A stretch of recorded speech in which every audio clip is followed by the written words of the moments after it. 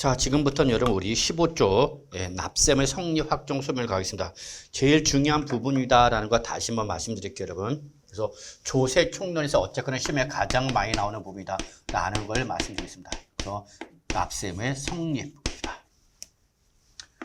요 납셈의 성립이라는 것은 법에서 정하고 있는 과세 요건을 납세 의무자가 충족함으로써 납세 의무가 추상적으로 발생하는 것을 납셈의 성립이랍니다. 납세 의무의 성립이란 말이 조금 어렵다. 그러면 납세 의무의 발생으로 여러분이 보셔도 큰 무리는 없습니다라고 했죠, 여러분. 그러면 시험에서는 납세 의무의 성립이 뭐냐는 것을 물어보는 것이 아니라 그러면 세목별로 언제 납세 의무가 성립하는 거냐 이걸 물어봅니다, 여러분. 그래서 납세 의무의 성립 시기를 물어봅니다. 납세 의무의 성립 시기를 물어볼 건데 언제냐 그 얘기죠. 언제 납세 의무가 발생하는 거냐 그 얘기죠, 여러분. 그러면 여러분 교재 보시면 알겠지만 15쪽에 나와 있는 내용을 여러분이 다 여러분 결론부터 말하는 15쪽에 있는 내용을 기본적으로 정리해 두셔야 되는데 다 외워주시면 고마운데 다 외우지 못한다 하더라도 제가 강조하는 거 꼭 보셔야 되는데 자 이때 이걸 여러분 무조건 세목별로 외우려고 하지 마시고요. 그 근거 기준점을 알면 조금 더 외우기가 쉽습니다. 그러면 우리가 대표적인 것이 행위세라는 것이 있죠. 여러분 행위세. 행위세 대표가 바로 뭐죠, 여러분? 취득세나 등록면허세가 되죠. 그래서 요 취득세나 등록면허세는 행위세가 되기 때문에 바로 요 행위 시점이 납세 의무 성립 시기가 되는 거다라는 거죠, 여러분. 즉 취득세는 취득세 과세 물건을 취득하는 때, 그다음에 등록면허세는 등기 등록하는 때 그러는 거죠. 그래서 여기는 뭐뭐 하는 때로 되는 거죠. 그래서 행위세일 때는 항상 행위 시점인 바로 뭐뭐 하는 때다라고 보시면 되겠습니다, 여러분. 그래서 여러분 같이 보시면 취득세나 등록세는 취득하는 때, 등기 등록하는 때 이렇게 보시면 되죠. 됐어요, 여러분. 끝이요, 여러분. 그다음에 이제 우리 보유세가 있지만 보유세. 그럼 보유세 대표가 바로 뭐죠? 재산세, 소방분 지역 자원시설세, 그다음에 종합부동산세죠, 여러분. 자, 그럼 보유세는 여러분 제지종 이렇게 기억하시면 되죠. 그럼 얘들은 매년 부과되는 지방세와 국세다 보니까 얘들은 항상 보유세는 여러분 과세 기준이다라는 걸 기억합니다. 보유세는 항상 어느 현재로 과세한다? 과세 기준을 현재로 과세하는 거죠, 여러분. 그래서 바로 과세 기준이 되면 요 재산세나 소방분 지역 자원시설세나 종합부동산세 납세 의무가 성립하는 거다라고 봐두시면 되겠습니다, 여러분. 아시겠죠? 그래서 매년 6월 1일이 되면은 바로 재산세, 지역 자원시설세, 종합부동산세, 납세 의무가 성립하는 거다 꼭 기억해 주시기 바랍니다. 자, 그다음에 여러분 이제 기간세가 있죠, 여러분. 기간세는 이제 여러분 소득세, 법인세, 부가치세가 우리 3대 기간세인데 여러분 우리는 소득세만 기억하시면 됩니다, 여러분. 소득세. 그래서 법인세나 부가가치는 시험 범위가 아니니까 여러분 신경 쓰지 마세요. 소득세죠. 소득세는 여러분 우리 매년 1월 1일부터 12월 30일 1년을 1과세 단위로 하여 부과되는 거다라는 걸 알고 계시죠. 그래서 바로 소득세는 원칙이 그러한 과세 기간이 뭐 할 때 여러분 끝나는 때죠. 과세 기간이 끝나는 때가 되는 거죠. 끝나는 때. 그러면 1월 1일부터 12월 31일 1년이죠. 그래서 바로 1월 1일을 과세기간 개시일로 하고 12월 31일을 과세기간 종료일로 하는 거죠.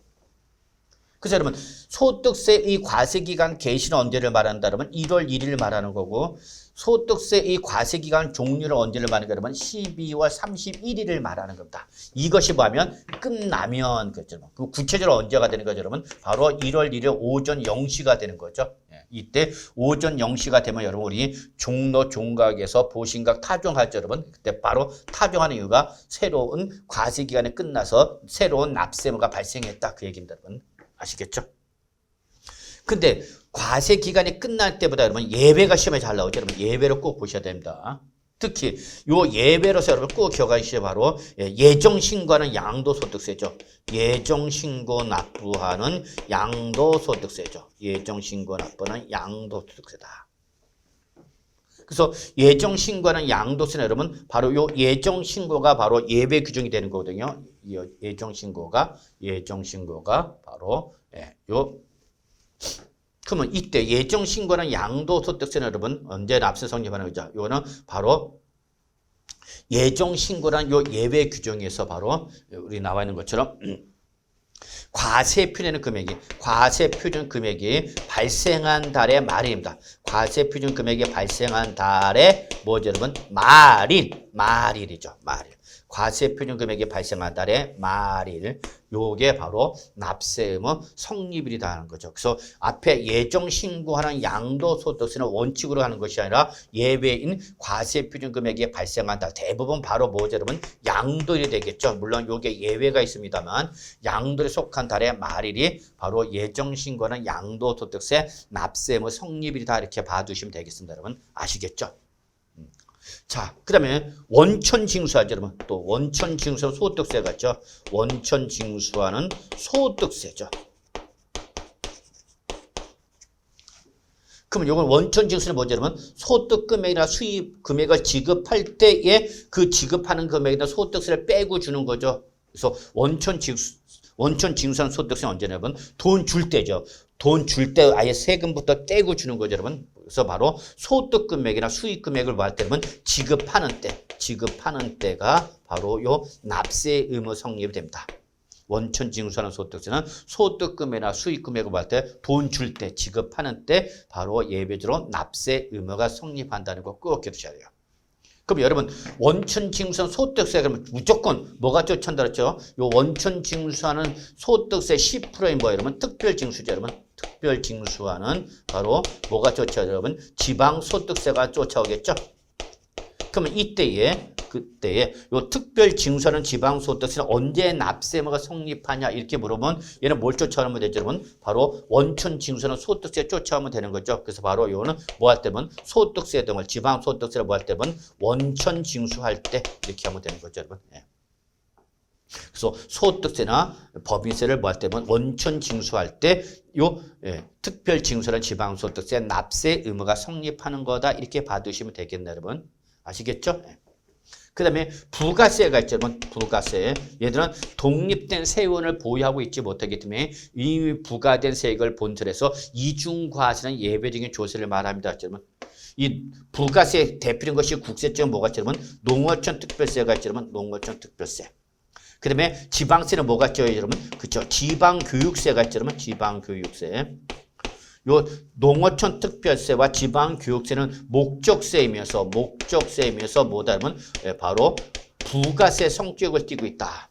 그러면 이러한 농어촌 특별세나 지방교육세는 언제 납세 의무가 성립하는 거냐? 그러면 얘들은 부가세, 이미 부과된 조세가 있죠? 그걸 기준해서 부과되는 거니까 그 이미 부과된 조세를 뭐라 하냐면 본세라는 거죠, 본세. 그래서 본세가 납세 의무 성립할 때 그에 따른 부가세인 농어촌 특별세나 지방교육세도 납세 의무가 성립이 되는 거다 이렇게 봐두시면 되는 거죠. 그럼 이래서 우리 취득세나 등록 면허세에 대한 농어촌 특별세다. 그럼 바로 취득세 등록세 쫓아가면 되는 거니까 바로 취득하거나 등기 등록하는 때가 되는 거죠.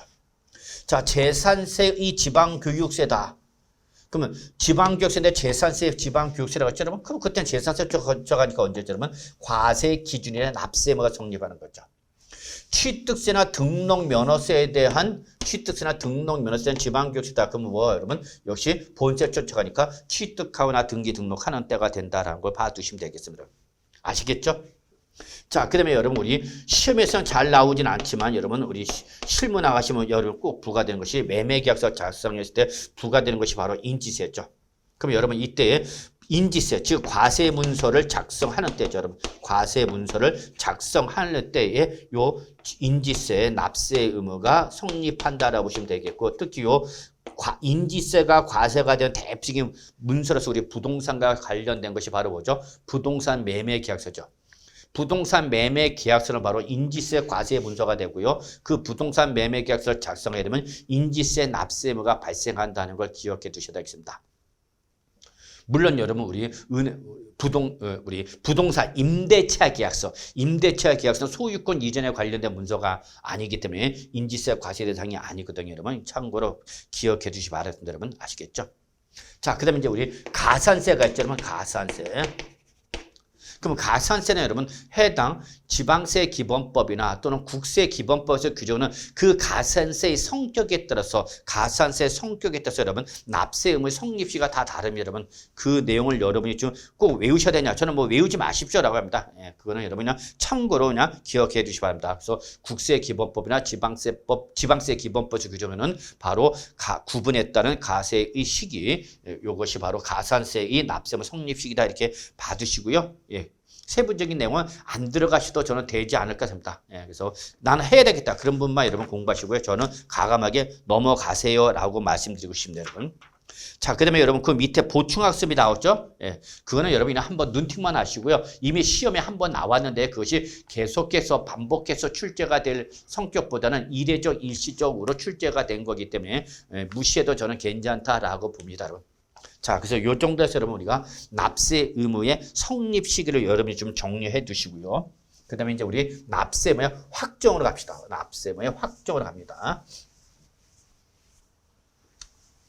그러면 납세 의무 확정은 뭐를 말하냐? 요 추상적으로 발생한 납세 의무를 구체적 개별적으로 결정하는 걸 말합니다. 한마디로 말해서 여러분 납세 의무의 확정은 당해 세목의 세액을 결정하는 것을 말한다라고 보시면 됩니다. 세액의 결정 얼마예요? 요 납세 의무가 발생한 세금에 대해서 얼마야? 이거를 계산을 확정하는 것이 바로 납세 의무의 확정, 세액의 결정을 말한다 보시면 되겠습니다. 그래서 추상적으로 발생된 납세 의무를 구체적으로 확정하는 것을 말하는데 여러분 요 납세 확정 세액의 결정 방법을 말한다. 세액의 결정. 그럼 우리는 이거 세액의 결정 어떻게 하느냐? 여러분 우리 취득세, 등록면허세, 양도소득세, 취득량이죠. 여러분 이거 꼭 기억해 두셔야죠. 취득량 대표적인 무슨 세목 여러분? 신고납부세목이죠. 그러면 이때에 요 취득세나 등록면허세나 양도세는 언제 납세가 확정돼야 즉 어떻게 세액이 결정되는 거냐? 그럼 납세의무자가 뭐 하는 거죠? 그러면 신고를 하는 거죠. 그래서 얘들은 납세의무자 뭐로 하면 신고를 하면 납세의무자 뭐해서 신고에 의해서 신고하는 때에 요 취득세, 등록면허세, 양도소득세, 납세 의무가 확정되는 거다. 그래서 결론은 얘들은 납세의무자 뭐해서 신고에 의해서 확정되죠. 얘들 신고 납부 세목의 액션을 누가 취하는 거죠? 납세 의무자가 액션을 취하는 거죠. 그래서 납세 의무자가 세액을 결정하면 그 결정에 의해서 확정된다 그 얘기입니다. 그런데 이러한 납세 의무자가 신고를 했다 안 했다? 안 한 거죠. 그럼 확정이 돼? 안 되죠. 납세 의무자가 신고를 해야 확정이 되는데 납세는 신고 자체를 하니까 확정이 안 되는 거죠. 그럼 그때는 누가 여러분? 과세권자죠. 그래서 과세권자가 결정하겠죠. 그래서 이때는 과세권자가 결정할 때 확정된다. 그래서 원칙은 납세 의무자가 신고를 하면 그 신고에서 취득세, 등록면허세, 양도소득세가 확정이 되는데 그러한 신고를 했다 안 했다? 안 했다는 얘기죠. 여러분. 그러면 안 했을 때는 그때는 여러분 뭐예요? 그래서 과세권자가 결정하게 되면 그 과세권자의 결정에서 요 취득세나 등록면허세나 양도소득세 납세가 확정된다. 얘기죠. 다만 요 과세권자는 취득세나 등록면허세는 지방세니까 지방자치단체장 특히 도지사 또는 특강시장이죠. 여기는 도지사 또는 구청장이죠. 그러나 양도세는 무조건 누구죠? 여러분 세무서장이죠. 예. 그러니까 세무서장이 결정할 때 확정되는 거죠. 이거는 원칙이 예외야. 예외 규정이죠. 예. 원칙은 뭐고 여러분? 납세 의무자의 신고가 원칙이 되는 거죠. 아시겠죠, 여러분? 예. 자, 요거 말고 이제 우리가 보유세가 뭐였죠, 여러분? 제지종이 있었죠, 여러분? 제지종이죠. 그래서 얘들은 뭐죠? 보유세죠, 보유세. 재산세, 지역자본시설세, 종합부동산세죠. 그럼 얘들은 보통징수 또는 정부 부가과세 세목을 취하고 있기 때문에 얘들은 누가? 과세권자죠, 여러분. 그래서 과세권자가 뭐 하면 결정하는 거죠. 그래서 얘들은 과세권자가 결정해서 고지서를 보내주는 거죠. 재산세나 지역 자원시설세나 종합부동산 특징이 과세권자가 세액을 계산해서 납세의무자한테 뭘 보내주다? 고지서. 그 고지서에 납부 기한까지 징수하는 거죠, 여러분. 그래서 바로 얘들은 과세권자가 결정하면 그 결정에서 요 재산세, 지역 자원시설세, 종합부동산세가 된다. 결정이 되는 거다라는 걸 꼭 좀 기억해 주시기 바랍니다, 여러분. 아시겠죠? 근데 예외적으로 요 특히 종합부동산의 원칙이 바로 정부 부가과세가 되기 때문에 세무서장이 결정하면 세무서장이 결정해서 확정이 되는 거죠.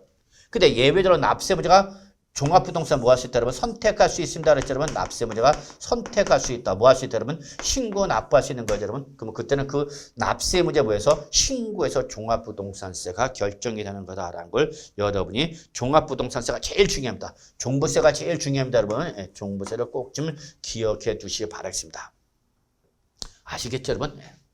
자, 그 다음에 여러분, 우리 부가세인, 여러분, 부가세인, 농어촌 특별세, 그 다음에 뭐 여러분, 지방교육세가 있었죠, 여러분. 예. 얘들은 뭘 쫓아가면 돼? 항상 본세 쫓아가면 되는 거죠, 여러분. 본세 쫓아가면 됩니다. 라는 거, 뭐 여러분, 가볍게 눈팅하시면 되겠습니다, 여러분. 자, 그 다음에 여러분, 지방소득세가 있었죠, 여러분. 지방소득세. 항상 뭐가 있는 것에는 소득세가 있는 것에, 소득세가 있는 것에 뭐가 있다, 여러분? 지방소득세 몇 프로죠, 여러분? 10% 쫓아가는 거죠? 그렇기 때문에 요 지방소득세 뭘 쫓아가는 거죠, 여러분? 항상 소득세 쫓아가면 되는 거죠, 여러분. 그래서 바로 요 소득세나 법인세, 납세 의무가 확정되면 그 납세 의무, 소득세 확정에 의해서 지방소득세도 확정이 되는 거다. 이렇게 봐두시면 큰 무리는 없겠습니다, 여러분. 아시겠죠? 자, 그리고 이제 우리가 하나 주의할 사항이 여러분, 세 가지, 여러분. 인지세. 그 다음에 원천 징수하는 소득세. 원천 징수하는 소득세. 그 다음에 원천 징수하니까 뭐죠 여러분? 지방세는 특별 징수하는 거죠. 네, 특별 징수하는 뭐죠 여러분? 지방소득세죠. 지방소득세. 이 세 가지죠. 그래서 원천 징수하는 소득세, 특별 징수하는 지방소득세, 그 다음에 인지세. 요 세 가지는 여러분 특징은 얘들은 납세 의무가 뭐하면 여러분 성립하면 납세 의무가 뭐하면 성립하면 납세 의무의 성립되는 동시에 자동으로 어떻게 되면 확정이 된다. 자동으로 확정되는 특징을 갖고 있다는 거 꼭 해두셔야 돼요. 그래서 인지세, 원천 징수하는 소득세, 특별 징수하는 지방소득세는 납세 의무가 뭐하면 성립하면 성립과 동시에 어떻게 되면 확정되는 특징을 갖고 있다라는 것 좀 봐두시기 바랍니다, 여러분. 아시겠죠? 네. 자, 그 다음에 이제 우리 마지막 가산세 같은 경우는 여러분, 역시 가산할 국세나 지방세가 확정될 때에 쫓아간다라고 봐두시면 되겠습니다. 그래서 여러분 납세 확정은 얘가 제일 중요하죠, 여러분. 예. 그래서 특히 그 중에 취득량 계제종 그 중에서 바로 종부세 주의하시기 바랍니다라는 거 잊지 마시고요. 요 정도는 여러분 확인해 두시기 바라겠습니다. 특히 인지세, 원천 징수하는 소득세, 특별 징수하는 소득세는 납세가 뭐하면 성립하면 성립과 동시에 어떻게 한다? 자동적으로 세액이 확정된다라는 거 기억해 두시면 되겠습니다. 자, 여기까지가 납세 의무 여러분 확정 16페이지가 되겠고요. 이제 지금부터는 17종 납세 의무의 소멸로 갑시다. 또 납세 의무의 소멸. 이때 이미 납세 의무 소멸 사유는 시험에 나왔기 때문에 최근에 또다시 뭐 시험에 출제될 가능성은 높다라고 말할 수는 없어요, 여러분. 그래서 그냥 눈팅만 하셔도 큰 무리는 없지 않을까 생각이 듭니다.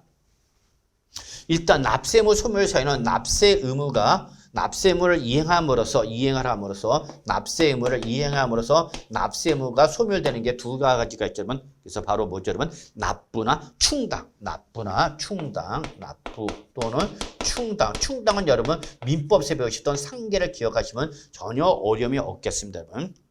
그 다음에 납세 의무를 이행하지 않았음에도 불구하고 납세 의무 소멸되는 게 여러분 거기 나온 것처럼 여러분 부가의 취소죠. 부가의 취소. 즉 당초 부과를 할 때는 적법하게 부과됐지만 그 부과된 원인 행위의 무효나 취소해서 없어지는 거죠, 여러분. 그때 그걸 부과한 걸 취소하는 것이 바로 부과의 취소고 부과를 했던 걸 취소했기 때문에 납세 의무가 어떻게 되는 거죠, 여러분? 소멸된다라는 것 좀 기억해 두시기 바랍니다. 그 다음에 국세나 지방세 어떤 부가권에 대한 국세나 지방세 부가권 세금을 부과하시는 권리를 말합니다. 그 부가권에 대한 제척기간 이 과세관청의 세금을 부과하시는 권리는 영원히 할 수 있는 것이 아니라 그 권리를 일정한 기간 동안만 행사할 수 있는 거죠. 그걸 우리 민법에서 뭐라 했냐면 제척기간이라 했죠.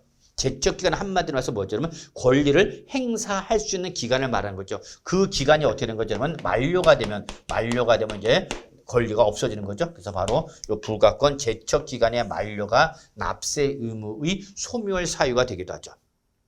자, 그 다음에 이렇게 부과한 것에 대해서 과세관청이 받아내는 것이 바로 뭐죠? 징수권이죠. 그래서 징수권이죠. 근데 그러한 과세관청이 세금을 징수할 수 있는 권리가 있음에도 불구하고 그러한 징수권을 행사하지 않는 거죠. 일정한 기간 동안.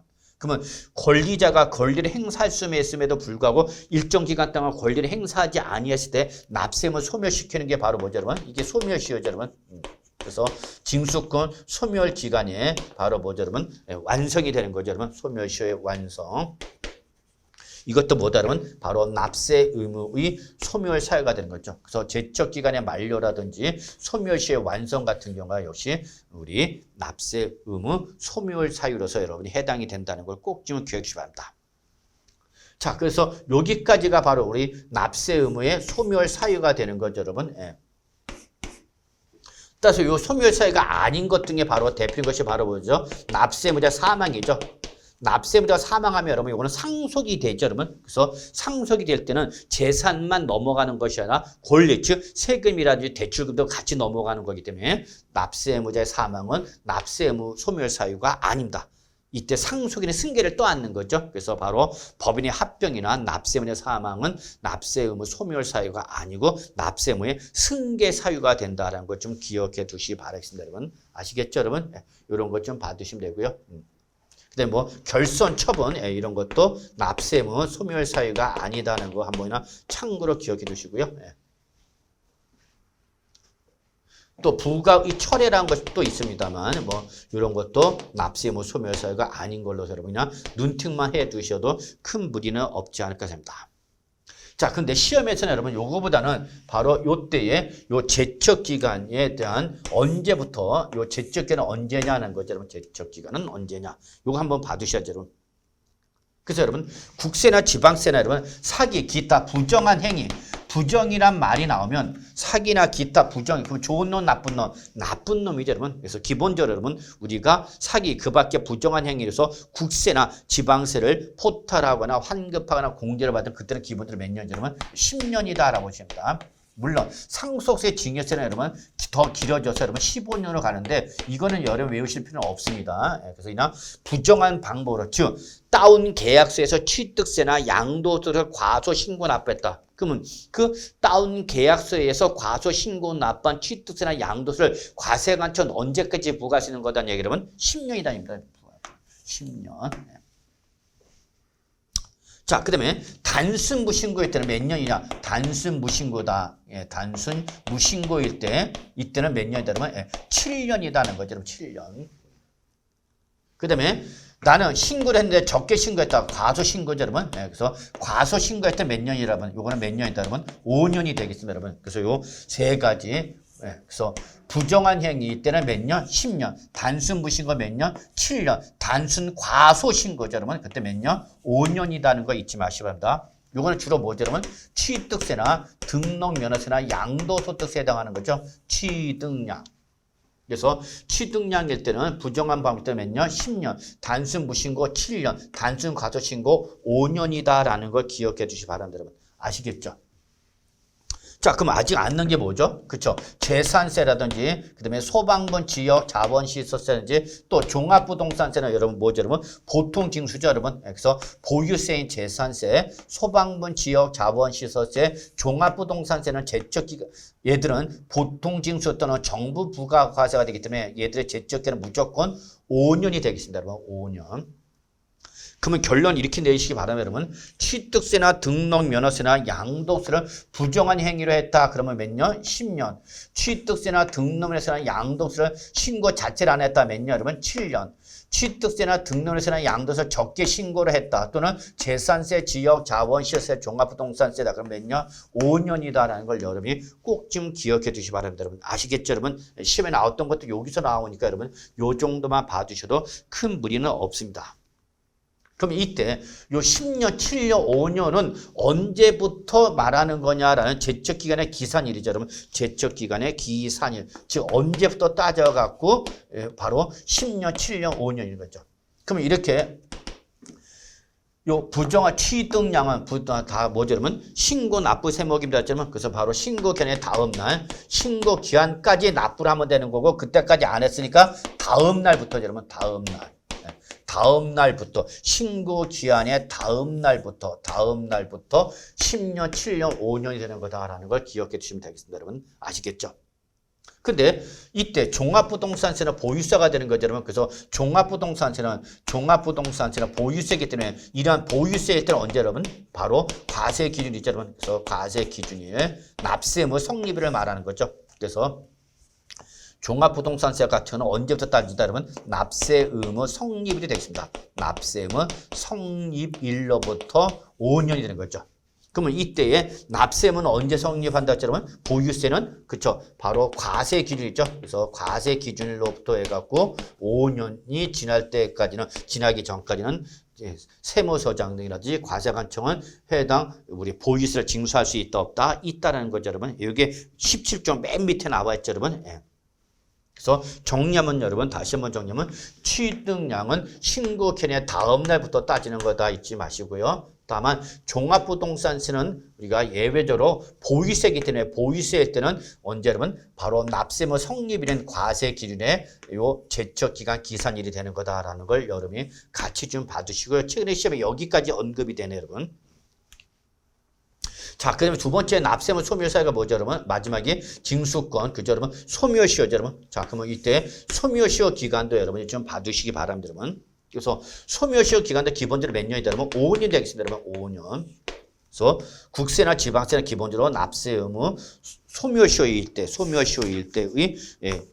기간은 5년이다. 요게 여러분 교재 18쪽에 나와 있죠, 여러분. 18쪽. 자, 그래서 18쪽에 뭐예요, 여러분? 5년이죠, 여러분. 다만 고액의 국세일 때나 지방세제는 고액의 국세나 지방세 때는 금액이 크죠. 큰 거는 이때는 요 5년에 더블로 갑니다. 더블. 그래서 몇 년으로 간다 그러면 10년으로 간다라는 것 좀 주의해 주시기 바랍니다. 이때 요 10년은 뭐야, 여러분? 고액이죠, 고액. 그러면 이때 국세일 때의 고액은 얼마를 말하는 거냐? 그죠, 여러분? 이때는 국세일 때는 고액은 5억 원을 말하는 거예요. 그래서 5억 원 이상의 국세일 때는 5년이 아니라 10년으로 가는 것 아니겠죠? 그 다음에 지방세일 때는 여러분 가산세를 제외한 금액이 5천만 원 이상이죠. 가산세를 제외한 금액이 5천만 원 이상일 때 이 지방세는 기간이 몇 년, 여러분? 10년이 되는 거다라는 걸 기억해 두시면 되겠습니다, 여러분. 아시겠죠, 여러분? 네. 여기까지가 여러분은 우리의 제척기간과 소멸시효 기간이다. 한 번 정도 꼭 좀 정리해 주시고요. 최근에 이런 부분도 보기 지문에 언급이 되고 있기 때문에 좀 한 번은 정리해 두시기 바랍니다라는 걸 여러분한테 부탁드리도록 하겠습니다. 자, 여기까지가 여러분 우리 납세의 성립, 확정, 소멸에 관련된 내용에서 여러분이 반드시 최소한의 정리할 내용이 되겠다라는 걸 말씀드릴 수 있겠습니다. 자, 그리고 난 다음에 이제 우리 교재가 바로 뭐냐면 우리 18조 부동산 활동에 따른 구분이죠. 부동산 활동에 따른 조세의 구분이 있죠, 여러분. 그럼 부동산 활동은 여러분 크게 세 가지로 구분할 수 있는 거죠. 활동. 그래서 목적을 달성하기 위해서 취득하는 여러분 취득 단계 여러분. 그죠, 여러분? 부동산 취득하는 거죠. 그래서 취득한 이후 목적에 대해서 사용하는 단계이 뭐예요, 여러분? 보유 단계가 되겠죠, 여러분. 보유 단계. 그죠? 그리고 목적을 달성하면 이제 뭐 하죠, 여러분? 처분하겠죠? 그래서 처분 단계 이렇게 부동산 활동은 크게 몇 가지로? 세 가지로 구분할 수 있다. 취득 단계, 보유 단계, 처분 단계 이렇게 세 가지로 구분한다. 다시 한번요. 부동산의 활동은 취득, 보유, 처분 이렇게 세 가지의 단계로 구분한다라는 걸 기억해 주시기 바랍니다. 이때 여러분 특징 첫 번째, 이 취득과 보유와 처분 단계의 모든 단계에서 발생하는 것이 있으니 그것이 바로 뭐냐면 대표인 것이 바로 농어촌 특별세, 그 다음에 지방교육세, 그 다음에 우리 인지세, 지방교육세 아닙니다. 이거 큰일 날 뻔했습니다, 여러분. 농부인이죠. 부가가치세, 그 다음에 인지세.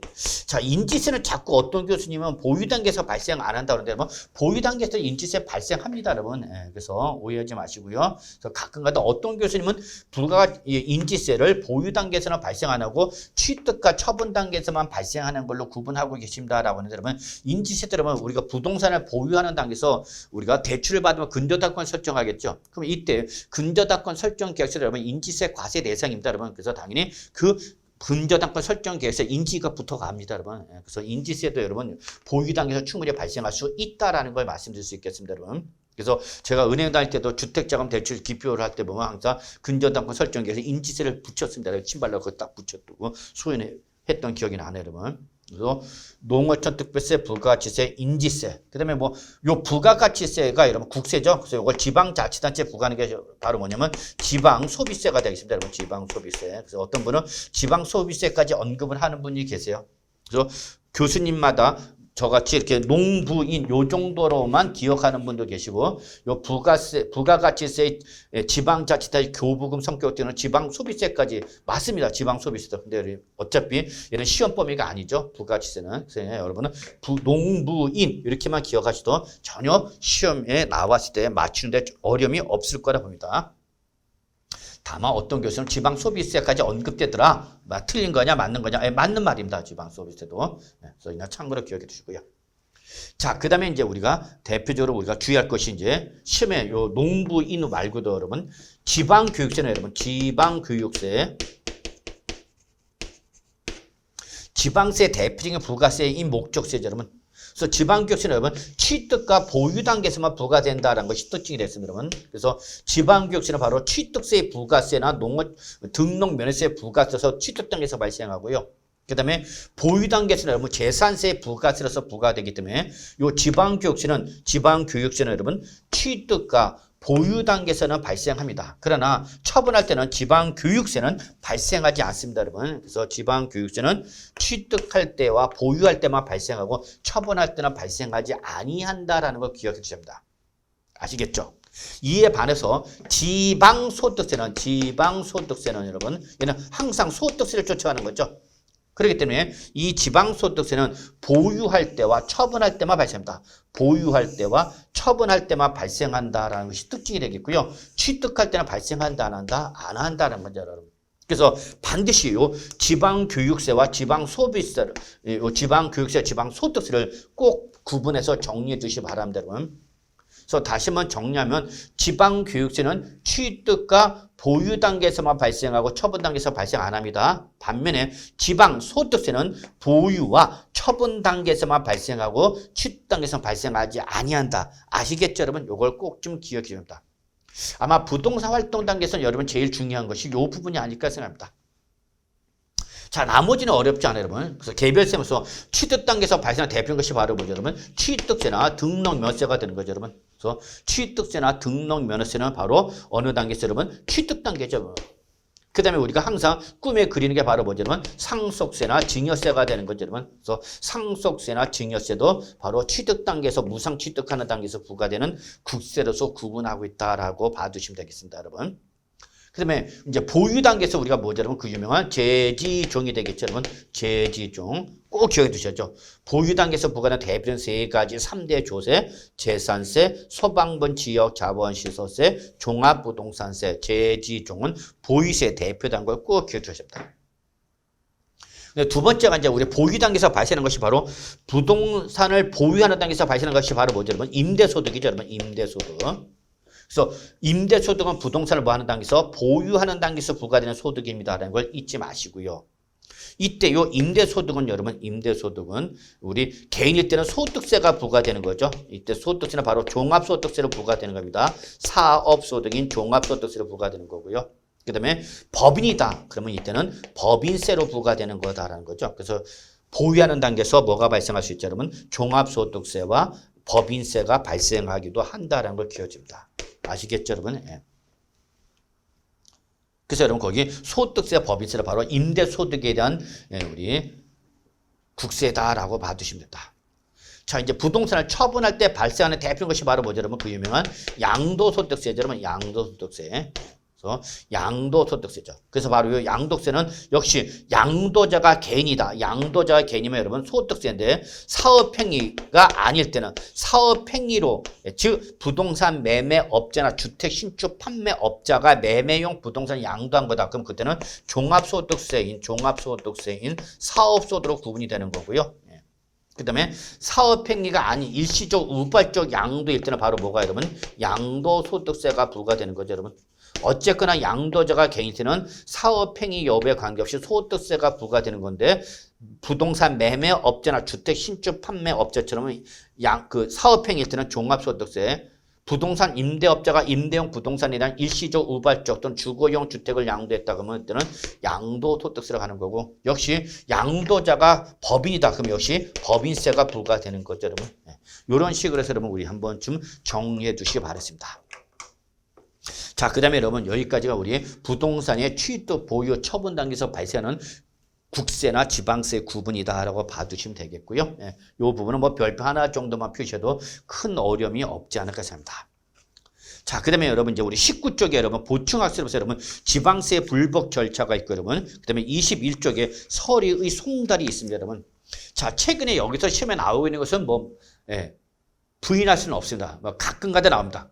근데 이 지방세 불복 절차는 매년 계속해서 반복해서 출제되는 중요한 부분이다라고까지는 말씀드리지는 않겠습니다, 여러분. 그래서 여러분이나 이 부분은 지방세 불복 절차라든지 여러분 서류에 송달하는 지방세 기본법에 있는 내용이 시험에 나왔는데 여러분 시험 보시기 전에 평소에는 무시하시기 바랍니다. 뭐 모의고사 볼 때 이거 못 맞춰도 상관없어요, 여러분. 그래서 시험 평소에 공부할 때는 무시해도 되고 여러분 시험 보기 전에 뭐 시험 보기 일주일 전이라든지 2, 3일 전에 여러분 여기 나와 있는 요 19쪽부터 21쪽에 나오는 22쪽까지 나오는 한번 읽어보시기 바랍니다. 읽어보시고 들어가셔도 충분하다. 이런 걸 지금까지 평소에 여러분 외우시면 너무 공부량이 넓어져. 그러면 공부량이 많아지면 진짜 외우다 걸 놓칠 가능성이 높기 때문에 저는 이렇게 과감하게 버릴 건 버리세요 그럽니다. 그래서 여러분 19쪽부터 22쪽까지 일단 버린다.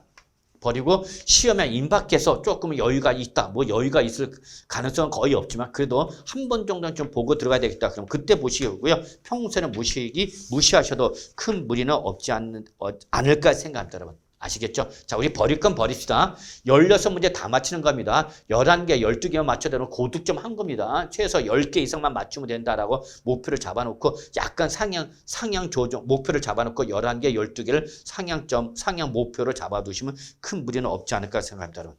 아시겠죠, 여러분? 예. 그 다음에 여러분 보시면 이제 우리 빈출 핵심 지문이 있죠, 여러분. 시험에 자주 나왔던 지문만 한번 뽑아서 정리한 거니까 꼭 지금 요거는 확인해 두시기 바랍니다. 자, 그래서 여러분 여기까지 해서 여러분 우리 조세 총론 중에서 여러분이 시험에 필요한 가장 이게 전부가 아니라 가장 우리 최소한의 양이라는 거라는 걸 잊지 마시고요. 가장 좋은 교재는 역시 기본서가 제일 좋은 교재라는 건 부인할 수가 없습니다, 여러분.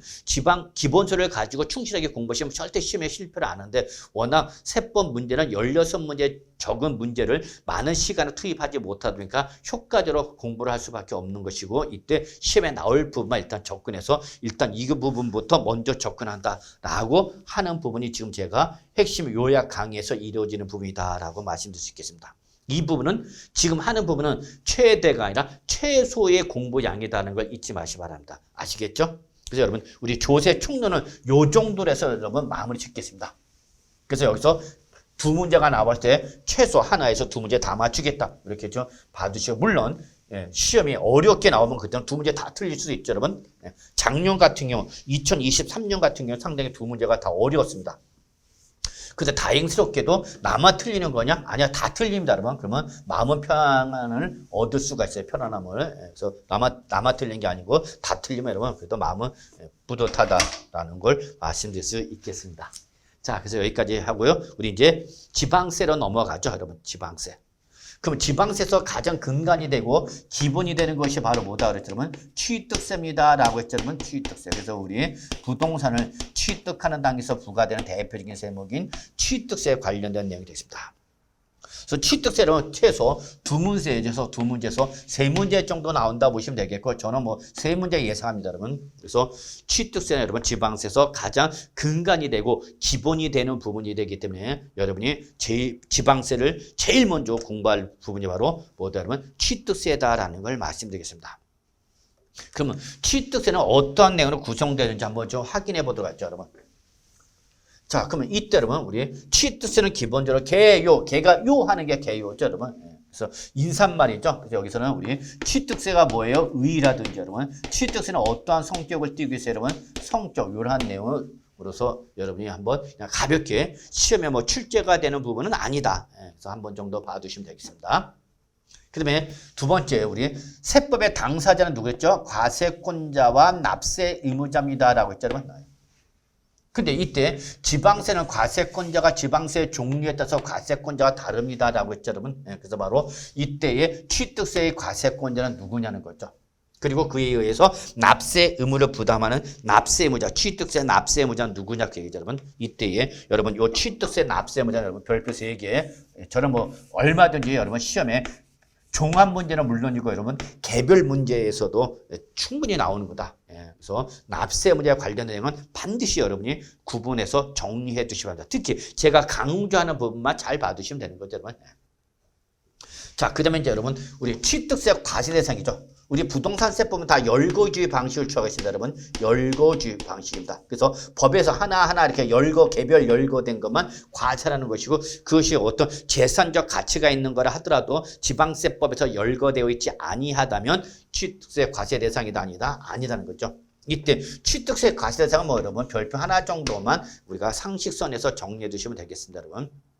자, 그 다음에 취득세에서 말한 취득이 뭐냐는 거죠, 여러분. 여기서 취득의 개념, 여기서 우리가 정리할 부분, 특히 간주 취득, 이러한 부분이라든지 여러분, 또 기타 우리가 제가 강조하는 부분이 있거든요. 이 부분은 별표 3개 얼마든지 시험에 나올 수 있는 거죠. 개별 문제로서 출제가 될 수 있는 부분이기 때문에 이 취득의 개념에서 제가 강조하는 부분은 꼭 반드시 정리해 두시기 바랍니다. 아시겠죠? 자, 그 다음에 지방세법에서 과세에 대해서는 열거된 거라 하더라도 조세정책이나 경제정책 목적상 과세를 하지 않겠습니다라는 게 바로 뭐죠, 여러분? 비과세입니다. 그랬지만 비과세는 아닐 비자 쓴 거죠. 과세를 안 하신다. 과세 대상이지만 과세를 안 하겠다는 거죠, 여러분. 이것도 역시 열거된 거죠. 열거된 것만 과세를 하는 거죠, 여러분. 이때 취득세 비과세의 특징만 봐두시면 되겠어요, 여러분. 별표 하나 정도만 제가 강조하는 부분만 좀 봐두셔도 큰 무리는 없지 않을까 생각합니다. 자, 그 다음에 취득세는 우리가 취득할 때에 납세 의무가 성립하고 그 취득할 때 그 부동산 가격이 취득세 과표가 되는 거죠. 그러면 이때에 언제 취득한 걸 볼 거냐라는 납세 의무의 성립 시기가 되는 거죠, 여러분. 언제 취득한 걸 볼 거냐, 그죠. 이때 그 취득 시기는 취득의 유형에 따라서 여러분 취득 시기가 결정되다 보니까 요 취득의 유형에 따라 여러분 취득 시기는 여러분 정리해 두실 필요가 있습니다. 시험에 나올 수 있는 부분이죠. 별표 2개. 그래서 부동산을 보면 이제 취득하게 되면 이제 취득세를 내야 되는 거죠. 이때 취득세는 어떻게 계산하죠? 모든 조세는 과표에다 뭘 곱해서 세율 곱해서 뭐가 나는 거죠, 여러분? 산출세액이 나오는 거죠. 취득세 얼마예요? 그 취득세 얼마예요? 이걸 계산하는 모든 세금의 계산 방법은 과표에다 뭘 곱한다, 여러분? 세율을 곱하는 거다라는 걸 잊지 마시기 바랍니다, 여러분. 그래서 과세표에다 세율을 곱해서 뭐가 나온 거다, 여러분? 산출세액이 나오는 거다라는 거 잊지 마시고요. 이때 취득세 과세 표준 뭘 할 거냐? 역시 별표 3개죠. 아주 중요하죠. 역시 요 취득세 과세 표준도 여러분 취득의 유형에 따라서 과표 취득 당시 가액이 달라집니다, 여러분. 그래서 요 취득 시기나 과세표는 취득의 유형에 따른 과세 시기와 과세 표준이 결정되는 거다라는 것이 취득세 과표의 특징입니다. 아주 중요하죠. 별표 3개. 그래서 이거는 매매인 유상취득일 때, 증여 등에 의한 무상취득일 때, 건물 등을 신축했을 때 원시취득식이라든지 또는 취득세에서만 나타나는 간주취득일 때의 바로 요 취득 당시 가액을 어떻게 결정할 거냐, 과표를 어떻게 결정할 거냐, 이거는 좀 꼭 좀 정리해 주시기 바랍니다. 자, 그러면 과표가 결정되면 과세가액이 결정되면 이제 여기다 뭘 곱하라 그러면 세율 곱해서 산출세액이 나는 거죠. 자, 세법을 많이 좀 거부하거나 거북해 하는 분이 계십니다, 여러분. 아, 나 세법은 공부하기가 이렇게 싫어 그런 분들 계세요, 여러분. 물 싫은 이유는 일단 뭐 제가 마음에 안 드는 수도 있겠고요. 그다음에 두 번째, 세율 같은 경우는 법에서 정한 숫자처럼 이게 뭐 어떤 논리적인 이론적인 근거를 가지고 추론되는 것이 아니라 그냥 법에서 정한 숫자가 되는 거죠. 재정 수입의 규모와 지출을 따져서 우리가 숫자를 결정한 거기 때문에 이거는 단순 무식하게 거의 뭐 외우다시피 해야 되는 거죠. 예. 그러니까 이러한 세율은 단순 무식하게 외우다 보니까 외우는 숫자, 특히 주부님들이 많이 이 숫자 같은 걸 싫어하더라고요. 저는 좋아할 줄 알았는데. 예. 그래서 상당히 그 거북해하는 분도 계신데 어쨌거나 제가 우리가 강조하는 세율은 여러분이 좀 정리해 두시기 바랍니다. 여러분 아시겠죠? 그래서 항상 모든 조세 산출세 계산 요소인 과세표준과 세율은 항상 시험에 언제든지 출제될 수 있는 부분이기 때문에 꼭 좀 정리해 두시기 바랍니다 라고 말씀드릴 수밖에 없어요. 자, 그 다음에 이제 우리 부가징수죠. 자, 이렇게 취득세가 과표에다 세율 곱해서 얼마예요? 결정됐겠죠. 그러면 얼마가 결정됐으면 그걸 어떻게 납부할 거냐죠. 그래서 납부 방법이 바로 뭐죠, 여러분? 부가징수가 되는 거죠. 이때 취득세의 부가징수는 원칙과 예외로 구분해서 여러분이 정리를 해 두셔야 되는 거죠. 아주 중요하죠. 별표에서 얘기해. 그러다 보니까 취득세는 주로 앞부분보다는 그래도 후반 파트가 좀 더 중요하고 항상 출제가 되는 부분이다라고 말씀드릴 수 있겠습니다, 여러분. 그래서 이런 식으로 취득세가 구성이 되고 있고 제가 강조는 역시 뭐 여러분이 이 강의를 듣는 이유는 기본적인 내용을 이해하는 것도 중요하지만 역시 우리가 시험에 합격하기 위해서 이 강의를 듣는 거니까 시험에 나오는 부분과 나오지 않는 부분을 제가 구분해드리면 그 구분에 따라서 여러분 정리해 주시면 11문제, 12문제 맞추는 건 1도 아니다라고 말씀드릴 수 있겠습니다. 아시겠죠? 자, 이러한 내용으로 우리 취득세에 접근하도록 하겠습니다. 그래서 이러한 내용으로 여러분 요약집이 구성됐습니다. 그래서 기본세하고 약간의 차이점이 있습니다. 그래서 비과세 같은 경우는 기본세 뒤쪽에 가 있는다. 그건 큰일 날 소리입니다. 그래서 과세율을 판단하는 것이 바로 이렇게 되기 때문에 이러한 순서대로 핵심 요약집이 정리가 되어 있다는 걸 말씀드리면서 이 순서에 따라서 핵심 강의가 이루어지도록 하겠습니다. 자, 그래서 일단 여러분 우리 요 정도를 좀 봐두시면 되겠고요. 자, 그러면 일단 26쪽 넘어갈 거예요, 여러분. 의의가 있죠, 여러분. 자, 그럼 취득세 의 한번 그냥 눈팅만 하면 되는 거죠. 취득세가 뭐냐고요? 글자 그대로 부동산을 뭐 하면 취득하게 되면 그러한 취득행위의 담세력을 포착해서 그 취득하는 자한테 부과하는 대표적인 지방세가 바로 취득세입니다. 그래서 지방세의 가장 금액이 크고 가장 중요한 것이 바로 취득세입니다. 그래서 지방자치단체의 재정 수입에서 가장 중요한, 가장 많이 들어오는 부분이 바로 뭐다 그러면 취득세다라는 걸 여러분이 좀 기억해 주시면 되겠습니다. 자, 성격이나 눈팅하세요. 여러분, 의 성격 시험에 뭐 요즘은 개별 문제로 나오지도 않고요. 나왔다 그래도 절대 답은 아닐 테니까 눈팅만 하셔도 전혀 어려움이 없습니다. 일단 취득세 성격은 가장 기본인 것이 행위세다라는 거죠. 행위세. 그래서 취득이라는 행위가 있었을 때 납세무가 발생하는 행위세다는 것이 취득세의 가장 기본적인 성격을 띠고 있습니다, 여러분. 근데 취득이라는 행위는 사람마다 발생 빈도수가 같다 다르다? 다르다. 그래서 여러분 이 취득세는 일회적, 일시적, 우발적으로 과세가 이루어지는 것이죠. 그러니까 언제 취득이라는 행위가 일어날지 모르는 거예요. 또 몇 번을 취득할지도 모르는 거니까 이거는 납세무냐. 네가 그렇게 취득하게 되면 그 취득한 부동산에서 네가 취득세를 네가 자부할 때를 어떻게 하라 그러면 신고하고 납부하라 그럽니다. 아시겠죠? 그다음에 두 번째 이제 유통세죠. 즉 부동산은 그 소유권이 이전될 때마다 소유권이 발생해서 매 이전될 때마다 그 이전 단계에서 취득자한테 부과되는 거죠. 그러니까 부동산은 하나죠.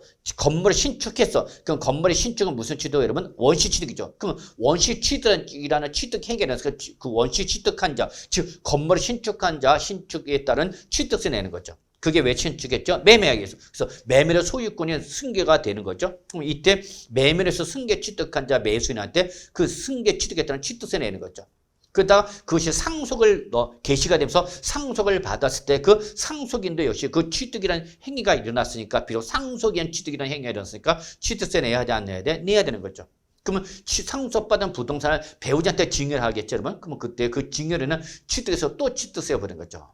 이걸 우리는 뭐라 하냐면 유통세, 매 부동산의 매 소유권이 발생한 이후 이전될 때마다 부과되는 성격이다라는 거죠.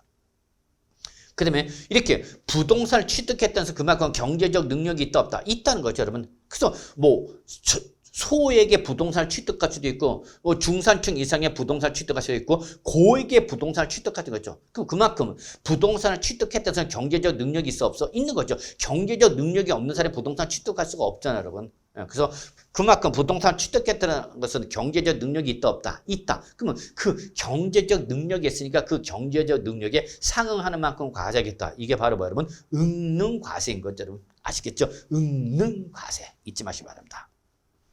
그 다음에 취득세는 대물세라고 했죠, 여러분. 대물세. 즉 이 취득세는 물건에 대하여 부과되는 성격의 조세를 물세 그런 거죠.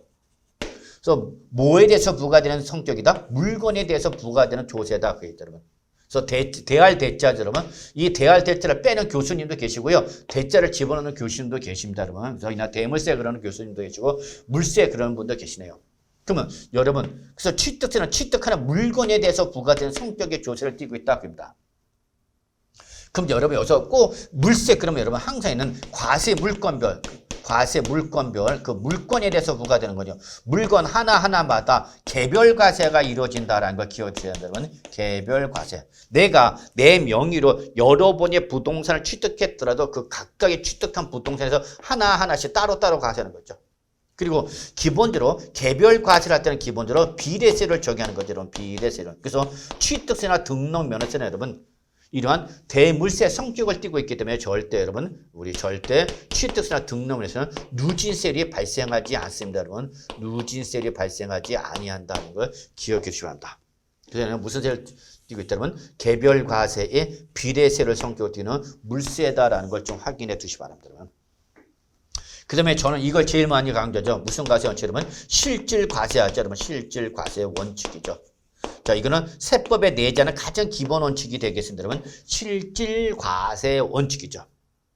즉, 얘는 글자들 어떤 특정한 사건에 대한 경제적 실질과 특정한 경제적 사건에 대한 경제적 실질과 그에 따른 어떤 법률상 형식이 같으면 실질과 형식이 같으면 전혀 문제가 없는 거죠, 여러분. 실질과 형식이 같은 문제가 없죠. 근데 이게 뭐하면 다르면이죠, 여러분.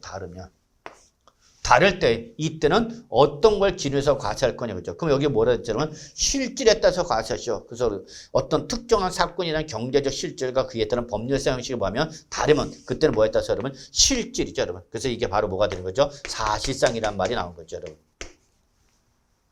그래서 바로 취득세는 가장 세법에서 저는 가장 기본 원칙인 실질 과세 원칙을 취하기 때문에 무슨 상 여러분 사실상 납세의무를 부담한다라는 걸 기억해 주시기 바랍니다. 여러분. 아시겠죠, 여러분? 예. 그래서 이걸 꼭 기억해 주셔야 합니다. 그래서 취득세는 기본적으로 무슨 상이 먼저 나오냐면 사실상이 확인한다. 근데 얘가 확인이 안 된다. 사실상이 확인이 안 된다. 그럼 그때 어쩔 수 없어요. 여러분. 어디로 가는 거죠, 여러분? 공부상으로 가는 거다는 거죠. 그래서 사실상이 먼저 나오고 사실상이 확인이 안 돼요라는 예외적 조건이 나오면 그때 불가피가 어떻게 한다, 여러분? 공부상으로 가는 거다라는 요 상의 순서를 꼭 좀 지켜주시길 바라겠습니다, 여러분. 아시겠죠, 여러분? 예, 이것을 꼭 좀 지켜주시고요. 자, 그래서 이번 시간은 여기까지 하도록 하겠습니다, 여러분. 예.